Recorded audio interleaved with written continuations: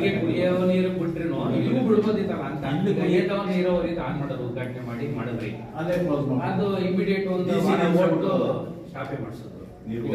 ಕೆರೆ ಹೋಗ್ಲಿಗಾರ ಒಂದ್ ಸ್ವಲ್ಪ ಒಂದು ಅರ್ಧ ಕೆರೆ ಮಾತಾಡಿ, ನೀವು ಮಾತಾಡಿ, ಆನ್ಸರ್ ಮಾಡಿ. ಇಲ್ಲಿ first ಅವ್ರು ಆಗ್ಲಿ. ನಾನು ಆನ್ಸರ್ ಮಾಡಕ್ಕೆ ಆಗಲಿಲ್ಲ ಅಂದ್ರೆ ನೀವು ಮಾಡಿ.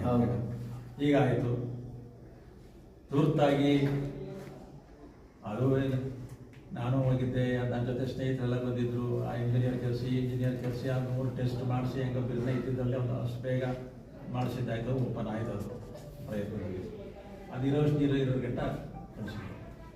ಈಗ ಆ ಕಡೆ ಬಿಟ್ಟರು, ಎಲ್ಲಿ ಕೊಡೋರಿಂದ ಸಪೋಸ್ ನಮಗೂ ಬಿಟ್ಟು ತೀರಿಸ್ಬಿಡ್ತಿದ್ರು ಅಂತ ಇಟ್ಕೊಂಡು ಇವತ್ತಿನ ಪರಿಸ್ಥಿತಿ ಏನಾಯ್ತು? 3 ದಿವಸ ಕ್ಯಾರ್ಪೇಟೆ ನೀರಿಲ್ಲ. ಈಗ 20 ಬಿಡಿಸ್ಕೋಬೇಕು, ಕ್ಯಾರ್ಪೇಟೆಗೂ ಇಲ್ಲ, ಪ್ರತಿ ವರ್ಷ ಗುಡ್ಡನೂ ಇಲ್ಲ. ಪ್ರತಿ ವರ್ಷ